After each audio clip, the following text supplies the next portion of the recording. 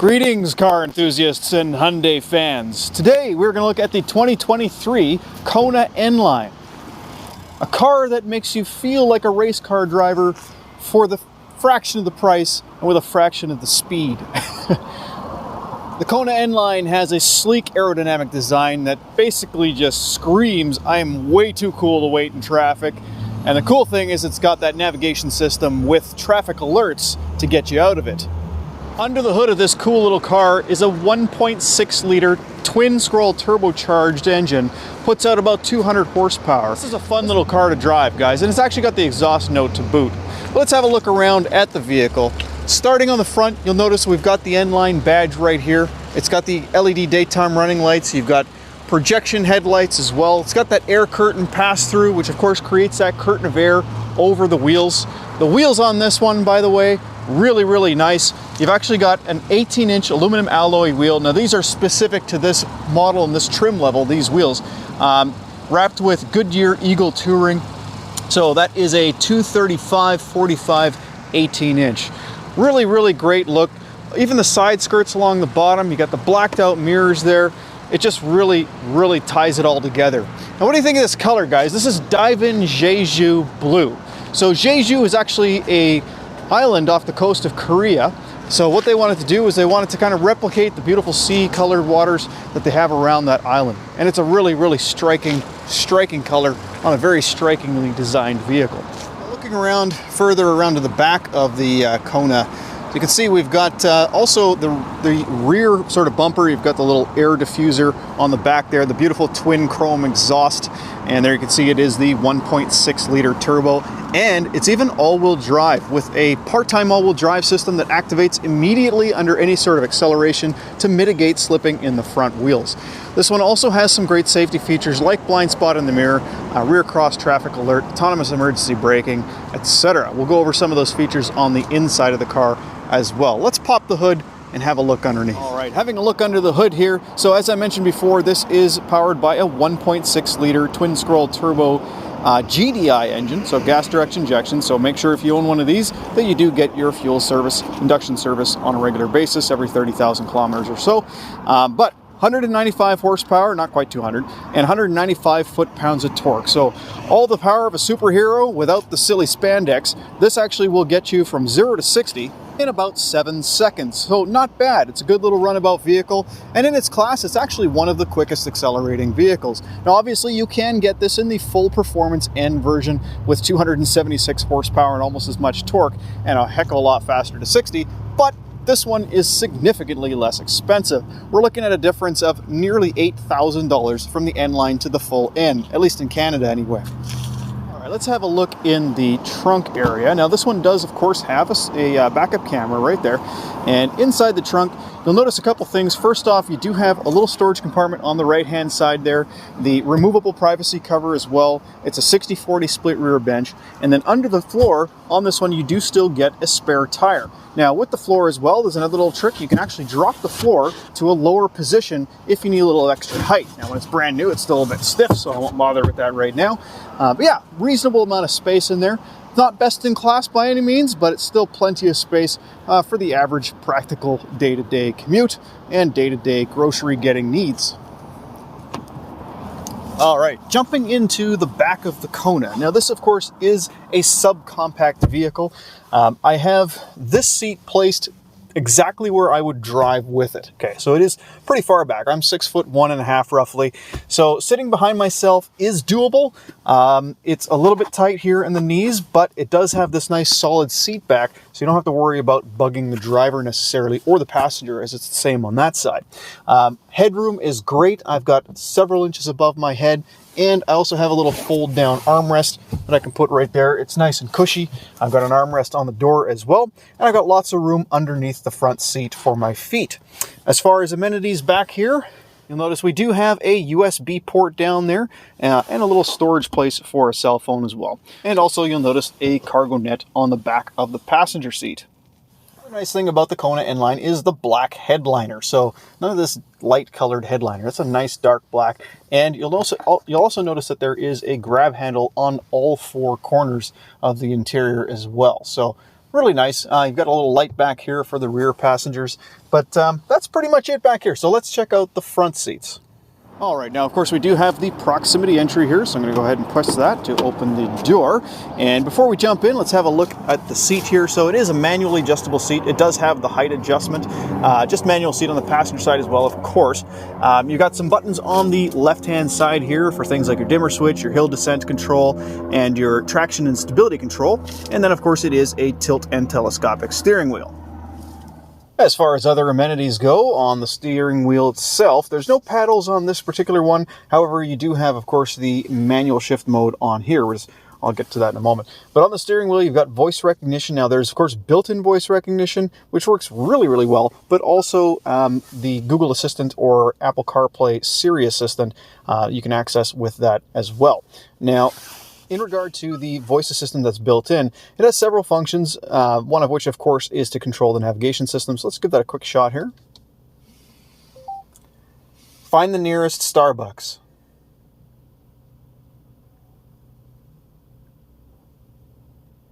"37 results found. Please say the line. Line 4. Would you like guidance? Yes. To this location? And just as easily as that, it sets up the navigation system. So pretty easy to use. Now, of course, you can also use that to change radio stations. You can use it to place phone calls, that sort of thing. So pretty robust system. It's won a lot of awards in the industry, a lot of recognition.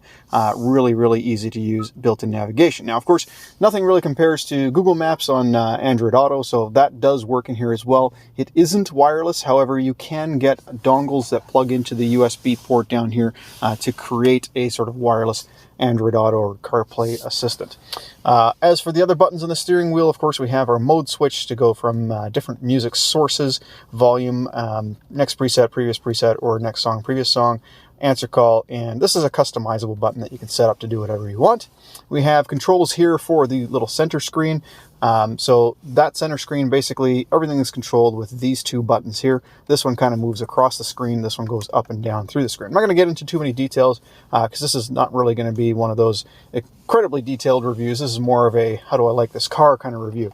On the right hand side buttons here, you've got the cruise control, so that's your set speed, increase, decrease speed, pause, resume, and then lane follow assist at low speed. So that is up to 64 kilometers an hour.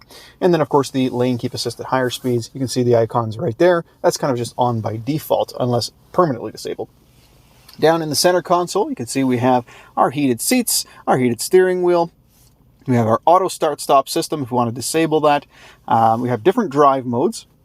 So you can notice here in the screen, we've got normal, sport, and smart.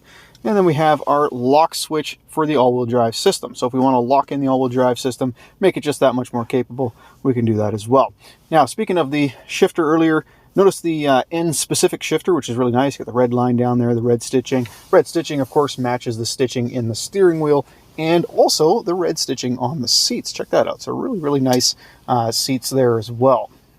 Yeah, a lot of decent materials in this particular trim level, much better than some of the lower trim levels of the Kona. For instance, you have the perforated steering wheel. You've got the nice, well-appointed seats with the N badging. It's lots of functionality as well. It's like a spaceship, but instead of going to the moon, you're going to the grocery station. You know, I've got a reasonable amount of kit in here to keep pretty much anyone happy. So yeah, right in front of the shifter, of course, you have the USB port here, which will charge pretty much anything. The USB port that connects directly to the screen, and then a 12-volt power outlet for what have you. Manual climate controls on this one, of course, including air conditioning. Again, a little bit more red appointments on the vents here. And then, of course, this big, beautiful 10-inch infotainment system. Now, the infotainment system, you'll notice right now we've got the screen kind of split into two sections. That's because you can actually have different things on the right-hand side here. And I really love how you can actually change little things like just even, the style of the compass. Now, again, I'm not going to go into great detail on this, but I'll show you a couple things real quick. So obviously you got the built-in navigation. As I mentioned earlier, you do have traffic information, radio data, HD radio data, providing that traffic information, as well as BlueLink, which can also provide you traffic information. So that's pretty cool. You've even got quiet mode, so that'll shut off the rear speakers and limit the front speaker volume as well. And then if you look at the mirror up here is more controls for Blue Link. Now this is interesting actually. This particular button no longer functions, so whoever builds these mirrors for Hyundai, they've kept this little button here, but it's actually no longer functional. It doesn't do anything. But you got the roadside assistance button and the SOS button to call for emergencies, and that's of course part of Blue Link, which you get for 3 years. All right, let's go for a drive. Now, if you're wondering why I'm wearing these goofy glasses, it's because I'm wanting to give you this pretty cool point of view perspective here of this vehicle. So hopefully it's not a little bit, too crazy or whatnot. I know it's not the highest resolution, but hopefully it gives you an idea of what it's like to drive this car. So first off, we're going to go ahead and throw it into reverse and check out this really nice backup camera. And of course, it does have the dynamic steering lines, and you can see we got the compass on there moving already. And what's cool about the backup camera is if you really want to get close, you can actually adjust, you can adjust the angle kind of straight down, which is pretty cool. All right, but let's hit the road and see what it's like to drive this vehicle. I can't even go out this way. You have to go a different way. So the first thing I'm going to do here, because it is quite chilly out, I'm going to go ahead and turn on the heated steering wheel there. You'll notice on the navigation system, I don't know if you can see that from that camera or from this camera, but it shows you kind of a close-up view of where you need to go as well as an overall view, which is kind of cool. So I've got my overall view, my close-up view, and my compass. Now, if I want to get the map a little bit bigger, I just hit that button and it extends it out across the screen. Now, I can also have the radio here as well, which is kind of cool. And as a matter of fact, I can even put my turn-by-turn directions in the little center screen there as well. All right, let's give it some beans up this hill here.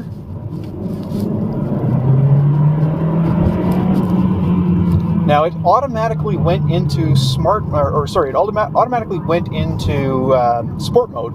So it's currently in smart mode, but with the mode switch down here on the console, change between smart, normal, and sport. Now, you'll notice now the smart mode icon there has gone white because I'm no longer accelerating hard. So I'm at a stoplight now and the engine has come off. And one thing I want to point out is if you don't like the smart stop, the engine start-stop thing, all I need to do is just lift up on the brake just a tiny bit, and boom, the car's running again. Without me actually starting to move forwards, I've got the engine to start up. So if you don't like the start-stop system, if you know how to use that, just move the brake pedal up a little bit, get it to fire back on, then there's absolutely no hesitation when you go to accelerate. Now, you can, of course, disable the auto start system by turning it off by pressing that button down there. So while we're driving down to our destination where we can try out the car a little bit better, I'm going to talk about the warranty now. So Hyundai Canada has a 5-year, 100,000 kilometer warranty that covers almost everything in the car. I mean, there's some exceptions, obviously, but where most car companies only give you a 3-year, 60,000 new car coverage warranty, and then it's just powertrain beyond that, Hyundai actually gives you most of the car's coverage for a 5-year, 100,000 K. One of the major exceptions is the screen, as an example, but that's no different from any other brand. The cool thing with the screen, by the way, guys, is it's free updates for life. They are no longer charging for any updates for things like the navigation system. Now, newer Hyundais sometimes will have the over-the-air update. This one, unfortunately, does not have OTA update yet. So some of the new models, you will see that, like the Ioniq 5, the Palisade, and stuff like that has been slightly redesigned. So it'll have the over-the-air updates. Ioniq 6 as well, of course. And eventually that'll probably come with Konas as well.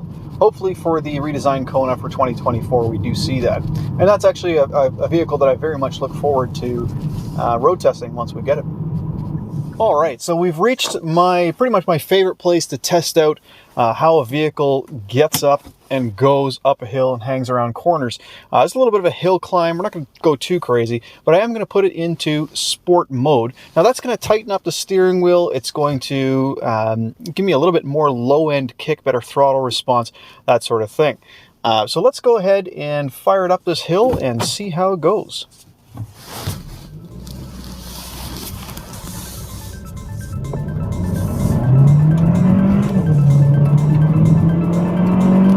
Feel that all-wheel drive kick in there right away. Didn't get any wheel slip off the front wheels thanks to the rear-wheel drive or the rear wheels kicking in pretty much right away. And we've got pretty dynamic handling on this vehicle as well, especially with those low profile tires, those big 18-inch alloy rims. It's very good in handling. It's kind of like driving in the Fast and the Furious. You know, it's like you're part of one of the movie scenes without the risk of getting a speeding ticket. Well, shouldn't go that far. You know what I mean. So yeah, it's hanging these corners really, really nicely. Got a nice little note to the exhaust there. Where was my camera? Oh dear. I guess that wasn't quite tight enough. All right, well, I think you can get the idea of how well it corners. My camera just flew across the car 100 miles an hour. And you know what's funny is that this road, it's a little bit damp, it's got a little bit of gravel on it, and still this vehicle is holding its own around these corners at a pretty good clip, actually. You can see we just took that really sharp corner at about 55. Now, that doesn't seem like a lot, but that was a very sharp corner.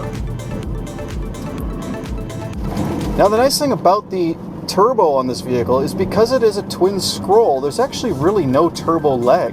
When you accelerate, it only needs to be up at about 1500 RPM, which is barely anything, in order for that turbo to start kicking in.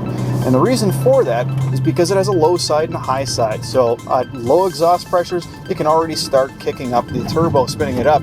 And of course, at higher pressures, the high side will kind of take over and continue that turbo power.